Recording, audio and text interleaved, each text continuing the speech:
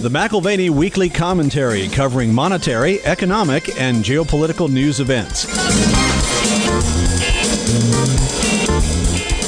While it's a powerful tool, and it's an appropriate tool to use, this elimination of access to SWIFT, it has far-reaching implications, specifically the priority of trade settlement alternatives to the dollar and a shift towards central bank liquidity in non-dollar currencies, and specifically central banks that are call it Anglo-centric. This is a shot in the arm, in essence, for the importance of the yuan or RMB. Now here are Kevin Orrick and David McAlvany.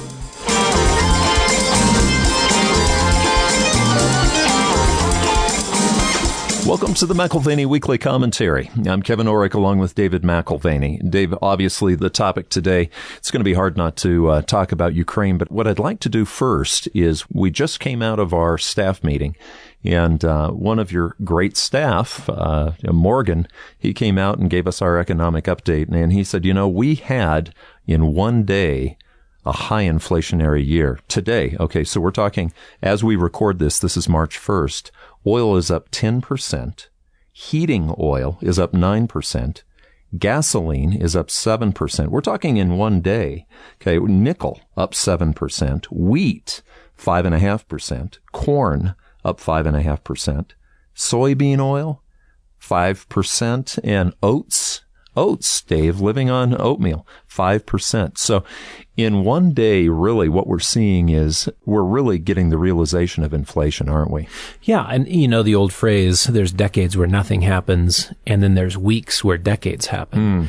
Certainly that has been the case over the last week to 10 days. A lot is going on. I try to have a serious conversation at home about Ukraine and Russia's invasion, and I get blasted by a 10 and a 13-year-old with Hamilton lyrics. Which song? We're outgunned. What? Outmanned. What? Outnumbered, outplanned.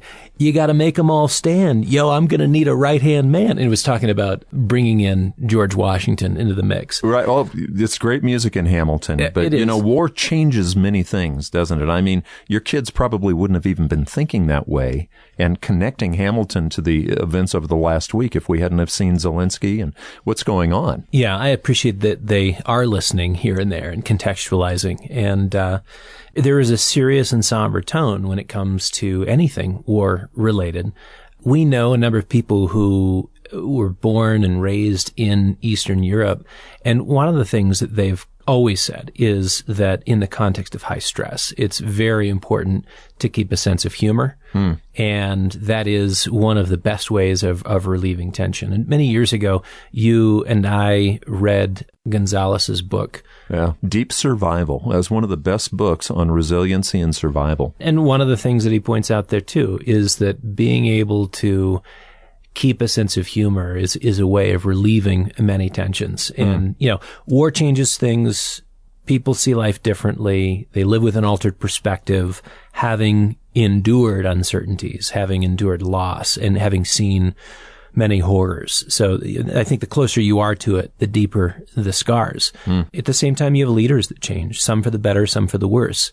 Treasuries are pressured by massive funding costs. Currencies all too often are devalued as they stretch hope and the national purse towards visions of victory. So defeat, of course, carries with it an even higher cost, 1,000 times the cost. We talk about narrative. Sometimes you have to find out how to match a narrative. And Putin's narrative in his mind seemed to have been that he was going to have a very quick victory, almost a blitzkrieg-like quick victory, similar to Hitler when he came across Europe. Yeah, and there are some similarities also to Czechoslovakia. If Putin was counting on a quick blitzkrieg victory, I guess this is where he's incorrect. So maybe one of many places, but Putin may have overestimated his capabilities. He may have underestimated a European reaction. The risks now in Europe are extremely elevated, more so than at any time in post-Cold War history, because now you have an ego on the line. You've got a Russian defeat, which, if you're looking internal to Russia, could very well trigger a coup. There's a thin line between success and failure and a low tolerance for failure. In fact, there may be a low tolerance for success as well. That's a complex issue. Putin now possesses an urgency for victory, and it's driven partially by pride, but perhaps a greater desperation as each day drags on and holds the possibility of defeat. And you brought up your kids watching Hamilton and singing Hamilton, but actually, how many in our generation understand the cost or the price for freedom? Yeah, and certainly Ukrainians are paying the dearest price for freedom that many have seen in modern times. And their courage is a testament to the human spirit's response to autocracy and dictatorial presumption. And I hope every autocrat in the world takes note that people do care, and that freedom, as ethereal a concept as it is, it's something that we are committed to. And at this point, Putin will violate all conventions and proprieties of war in order to win. The gloves are off. Nukes have been put on the table. These are treacherous days. Europe will now be full of a generation of Russia skeptics. And that's probably not what Putin was aiming for. But as a further measure of sort of disconnect from reality and insanity, you've got U.S. equities that have rallied back above pre-invasion levels. I think where you're seeing the intelligent moves, treasuries tell the more accurate tale of safe haven migration, as do the metals markets. Last week you came back from a trip and you said you had met a man, and we talked about it. This man was an expert at why we fight or why we go to war. But what was interesting is, because I'm reading the book, you're reading the book right now, this author talks about why we don't fight first. And that's probably important. I would imagine in any relationship, including marriage, you want to find out what works, and you want to make the fighting part the exception to the rule. And he's laid out what creates those exceptions. Right. So looking at conflict resolution, fascinating couple, because on the one hand, his wife, a PhD in psychology, and he has a PhD in economics. They ended up working together in East Africa, doing some really intriguing studies. But ultimately now he's focused on conflict resolution, looking at aggression and conflict and tensions and things that can exist for long periods of time without becoming violent. And then occasionally they do become violent. So, right, neck deep in his book, he is a very practical economist. Man on a mission. I think he's trying to solve a particular problem, perhaps theorize a bit too. Christopher Blattman is his name, and he writes the book Why We Fight, The Roots of War, The Paths to Peace, to illustrate that most of the time we don't fight. Mm-hmm. Yeah. But when we do, and the incentives for compromise break down, it's typically because of one of a combination of 5 things that are in play. I was really intrigued by those 5 things. I love it when you can condense a subject and make a model of it so that you can think more clearly about it. And I think he's onto something. Whenever we have Stephen Roach on the phone with us to be a guest on the commentary, he's at Yale now. He was at Morgan Stanley for years. And I'm just impressed by the way that he can succinctly come to these things. He's already carefully considered. He's already digested. He's already synthesized. And to some degree simplified, but not simplified in a way that sort of trivializes an issue. There's a lot of complexity embedded in that simplification. Compression. It's a compression of information. You just have to assume that the person you're listening to has done the homework. What I appreciate is compression that is in prose, not in poetry. My wife loves the compression of information in poetry, and I just keep on begging, will you just tell me what you're trying to tell me? There's a difference. There's a place for both. Right. So Christopher Blattman, he looks at these 5 things. The first, when leaders have unchecked interests and direct accountability is lacking. That's the first area where compromise can break down and conflict can arise. The second is when there are intangible incentives, like seeking glory, combating injustice, staying on a righteous path. And you can see different versions, whether it's religiously oriented conflict or, again, just an ego larger than life on display. The third thing he points to is uncertainty, where you've got 2 potentially equally matched parties. It's like a poker game. There's a bluff, right? That's and you right. wonder who's going to call. And sometimes you have to call. You can't just let it play out. So the fourth is when there is a commitment problem, which is best understood as anticipating a change of circumstance, which is best understood as anticipating change in the future and seeing that your best chance of action is now, not waiting for the inevitable change to occur down the line. So the commitment of sort of path trajectory.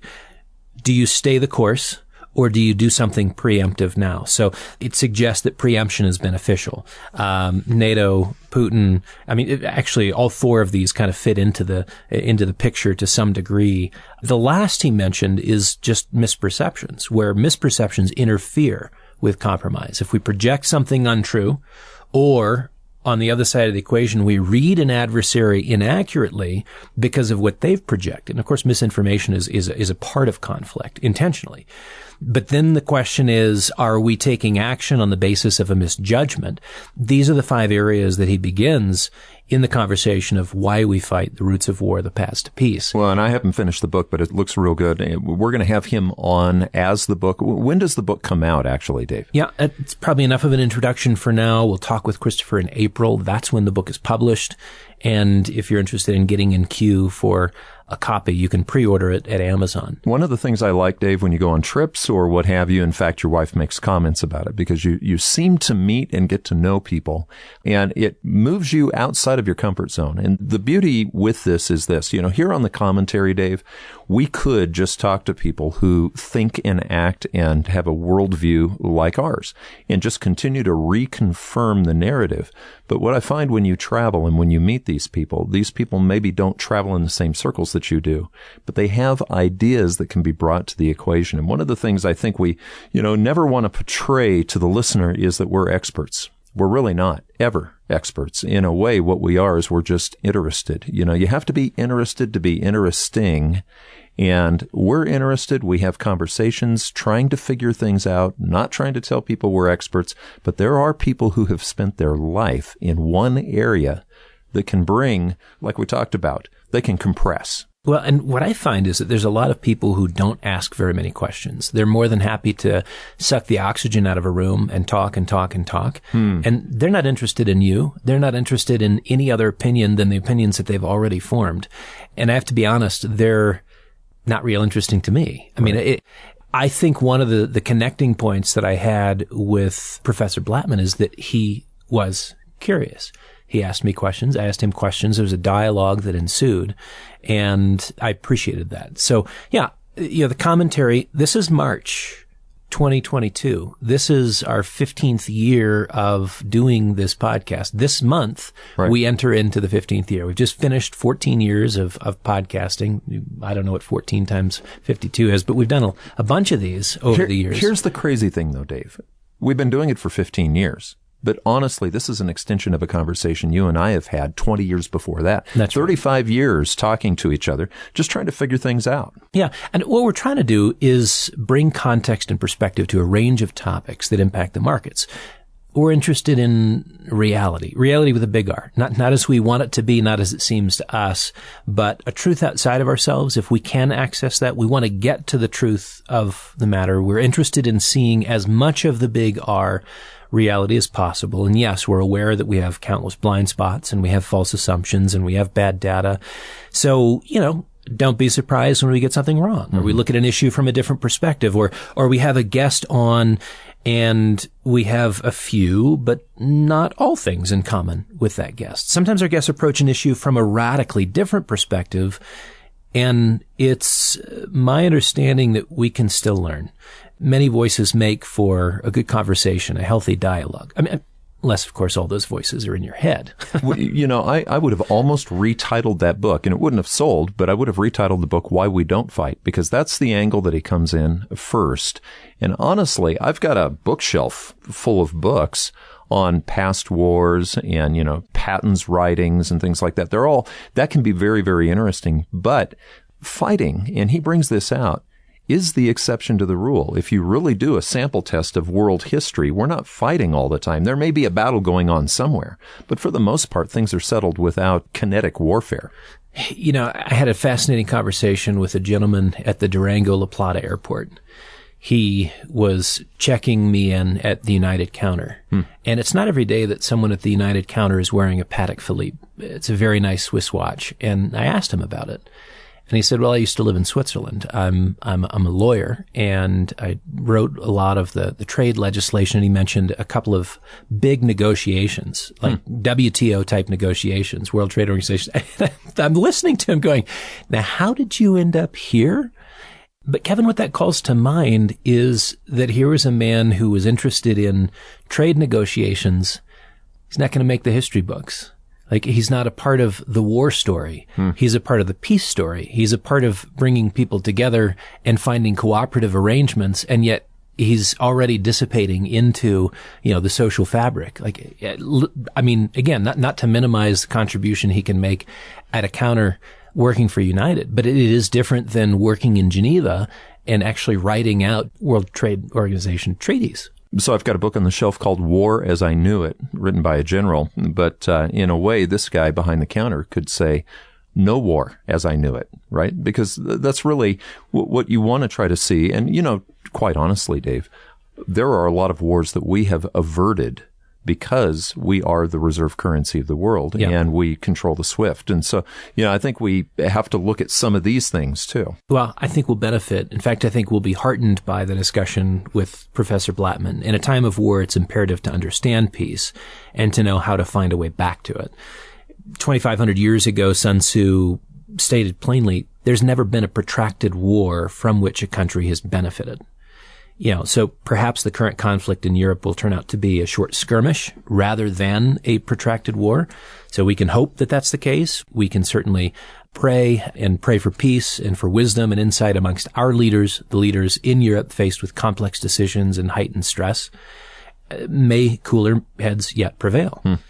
One of the things that we are witness to in a period of strife and conflict is that values are codified through conflict and refined through the ravages of destruction. People who experience loss begin to look at life very differently. It can impact a generation profoundly. And my hope is, my prayer would be that the impact would be positive, even if the trials are perilous in the weeks and months ahead. There's a book you gave me called The Treasuries War, and it goes behind the curtain of the U.S. Treasury and how the U.S. actually maintains its public policy worldwide, or its world order policy worldwide, its empire worldwide, with the hegemon of the U.S. dollar.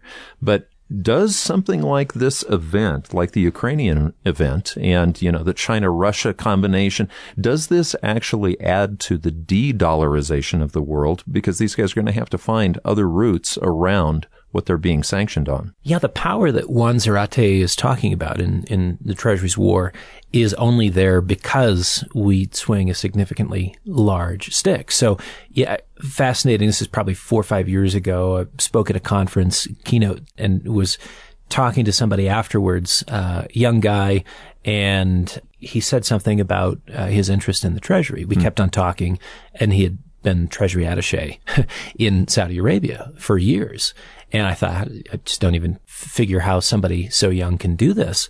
And he says, so he had seen this tool in action. And he said, I was appointed by Juan Zarate. Ah, really? So I mentioned the Treasury War, and he said, oh yeah, Juan Zarate he was the one who gave me the appointment. So it ties into our primary topic today, which is de-dollarization. The notion that you can use the Treasury and use the U.S. dollar as a significant weapon, that you can, in fact, use capital flows as a very significant way of debilitating an enemy. If you look at the hegemon of any period, you typically have military might and financial stability serving as operational pillars. And really it's the currency stability, the financial stability piece, which is the enabling function for the military might. In each previous period of if you want to think of it as unipolarity, where there's not a lot of competition, the primary reference currency for trade and for currency reserve belonged to that hegemon. So you had the Portuguese, you had the Spanish, you had the Dutch, you had the French, you had the British, and now you have the Americans. And in turn, each carried the torch for about 100 years. We've held the privilege for about 78 years, so not quite to that point. But, there is something unique about it. It's not a forever deal. Well, and it's reminiscent of Rome several thousand years ago, because Rome held that hegemon status for hundreds of years, but we could see that it was starting to be lost in the outlying areas as people would start to bury gold. I remember reading in Churchill's History of the English-Speaking Peoples, he talked about a large hoard of gold that was buried about 300 years A.D., by the Brits at that time, because they realized that the Roman currency was falling apart. Now, Rome controlled the military, to your point, if you're going to be a hegemon, you have to control the military and you have to have a stable currency. But Rome began to create inflation, or, basically to base its own currency.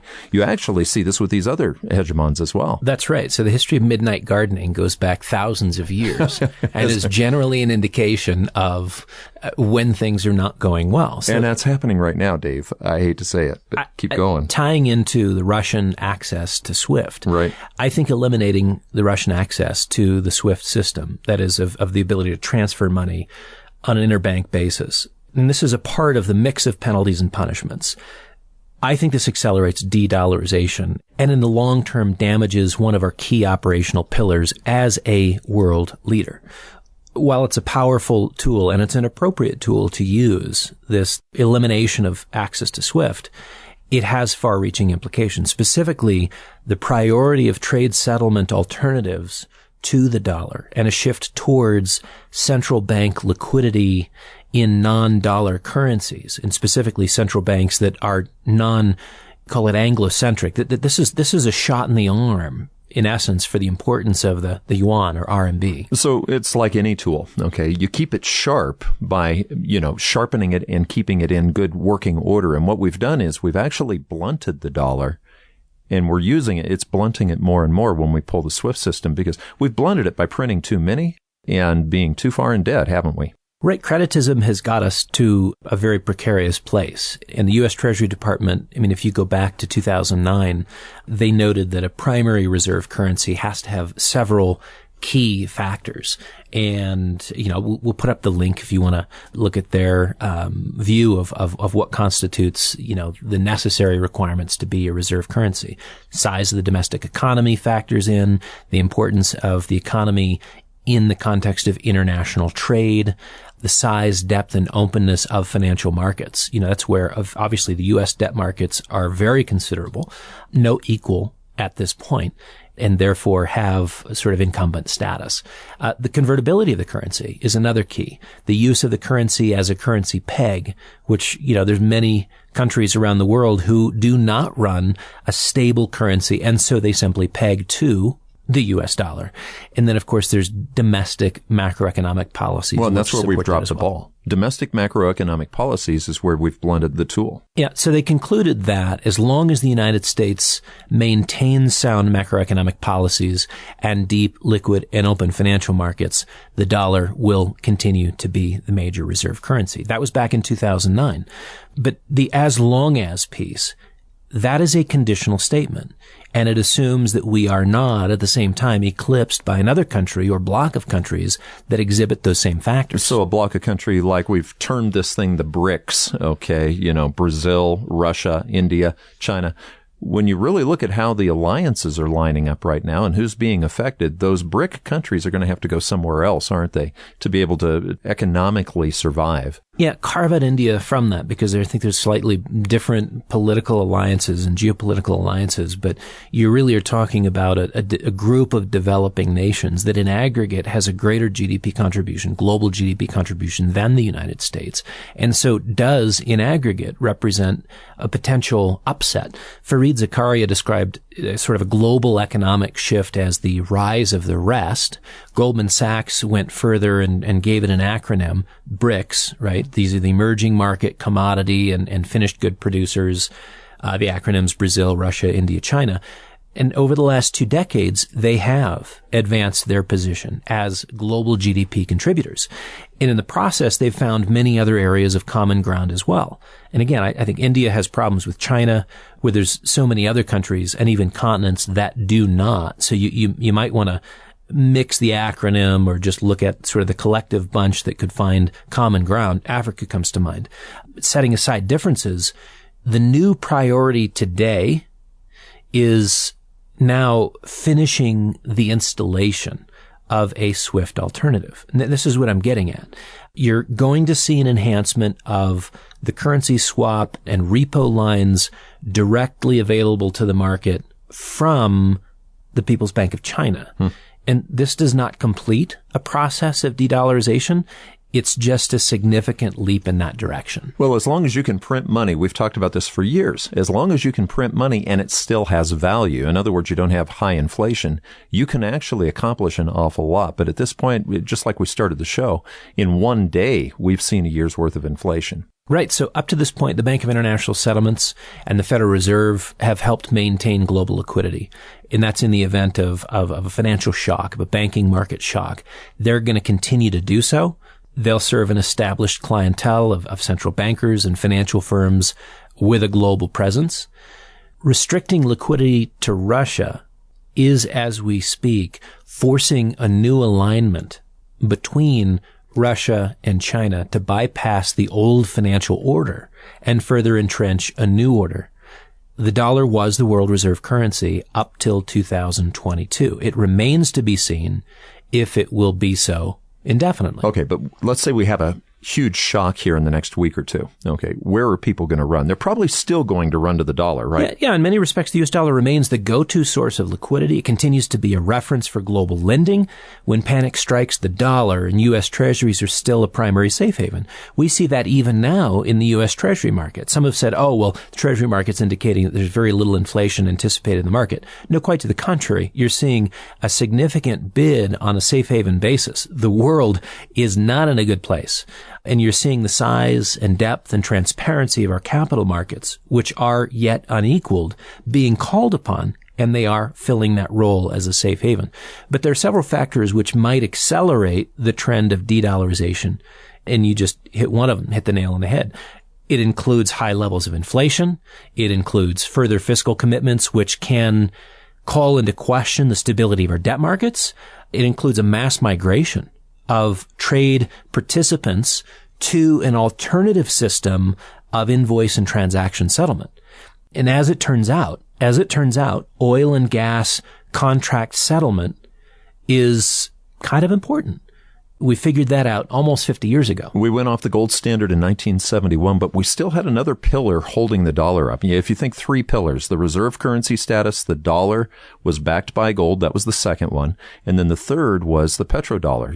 Henry Kissinger, and then going all the way back to Franklin Roosevelt before the end of World War II, secured the fact that dollars would be the only thing that people could buy oil in. Now, what's that look like right now? This is very different than the 1970s, isn't it?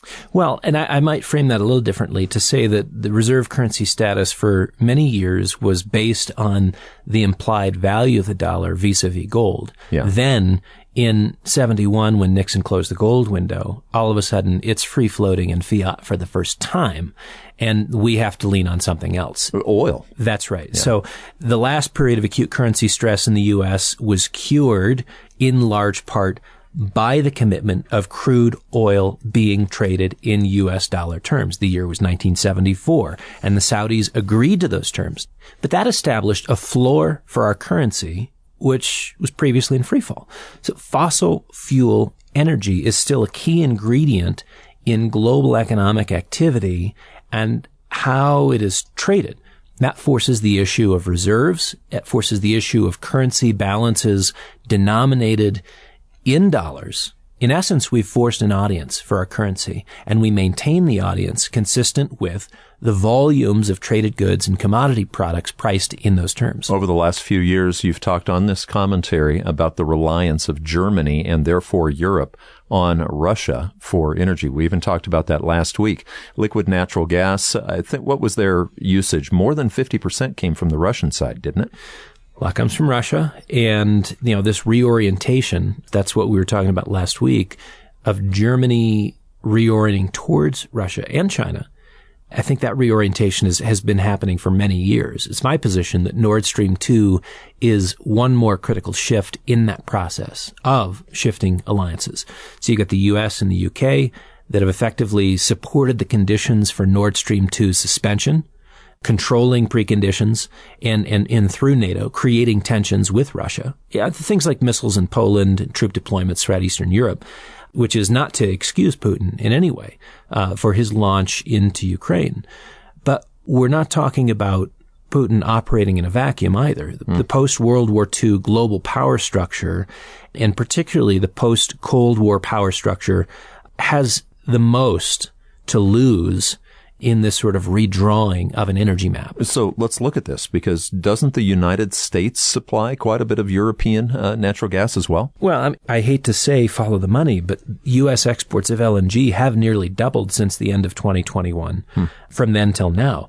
And so there is a money trail to be followed. U.S. LNG fills a decent part of the European and specifically German energy consumption gap, not enough to reduce prices, but you have Qatari LNG, which will supplement in the years ahead as considerable production comes on stream by 2026. And that assumes that Nord Stream 2, that pipeline, is kept on ice.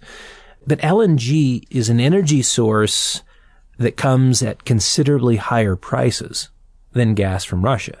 And this is the untenable part of a U.S. or Qatari fix. So the suspension of Nord Stream, you're saying that's probably not going to be permanent? I don't think it's permanent. I think you're talking about a few years, if not a few months, where the project's back on track, fully supported by the German people and political elite.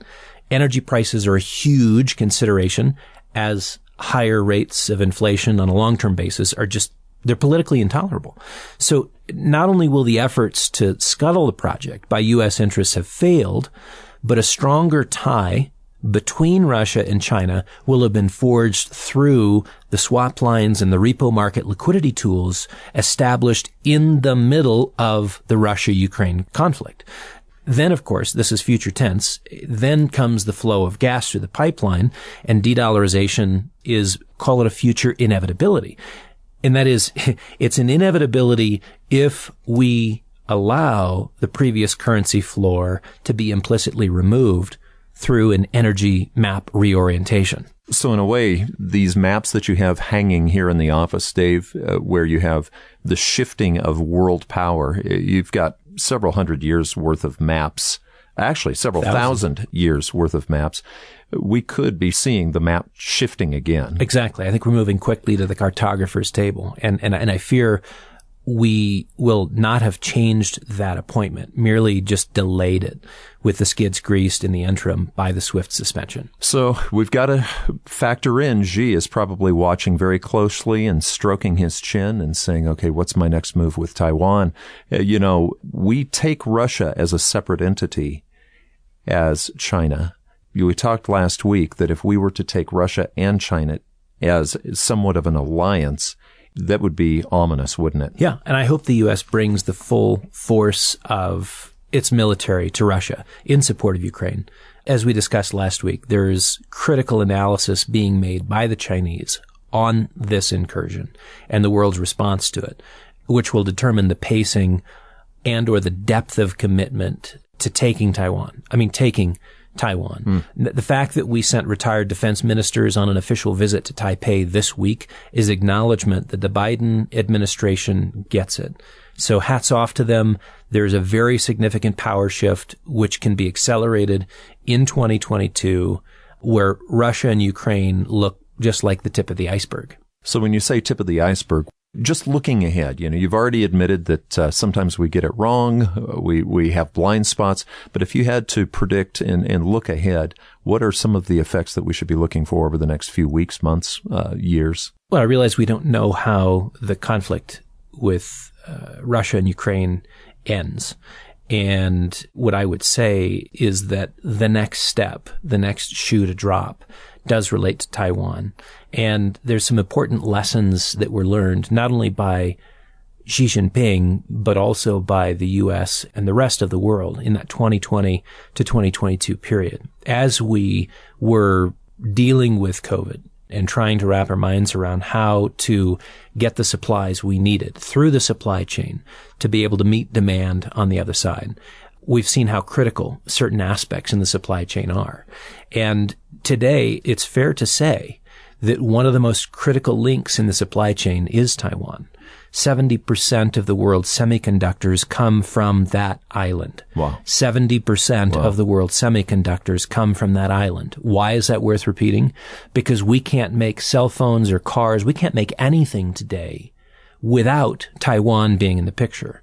If you wanted to cripple the global economy, if you wanted to control the global economy, you have an opportunity. And I think, again, that the observations made by both Putin and Xi about Western response to the Ukrainian conflict is absolutely critical here, because they're going to project off of that what can be done, what should be done, and the timeframes that it will be done as it relates to Taiwan. The reunification, I mean, we think that 100,000, 150,000, 190,000 troops, on the border in Ukraine are sending a message, or that, incursions into Ukrainian airspace are sending a message. We've had that message for several years now. China is looking for the opportunity to take Taiwan, and if they believe that they can, they will. And in so doing, we find ourselves crushed. You want to talk about de-dollarization, talk about not being able to exist in a 21st century mode of operation. Who are we? Who is anyone that doesn't have access to semiconductors? I mean, this is one of the most critical strategic pieces we have in play in decades. And they're only going to see permission granted if the West does not hammer Russia on this. If the West and Europe is willing to hammer Russia and Putin for their incursion into Ukraine, perhaps a loud enough message, a clear enough signal is sent that China is tamed. Otherwise, their appetite for quote-unquote reunification, it's an appetite that can't be sated. You've been listening to the McAlvany Weekly Commentary. I'm Kevin Orrick along with David McAlvany. You can find us at McAlvany.com, McAlvany.com, and you can call us at 800-525-9556. This has been the McAlvany Weekly Commentary. The views expressed should not be considered to be a solicitation or a recommendation for your investment portfolio. You should consult a professional financial advisor to assess your suitability for risk and investment. Join us again next week for a new edition of the McAlvany Weekly Commentary.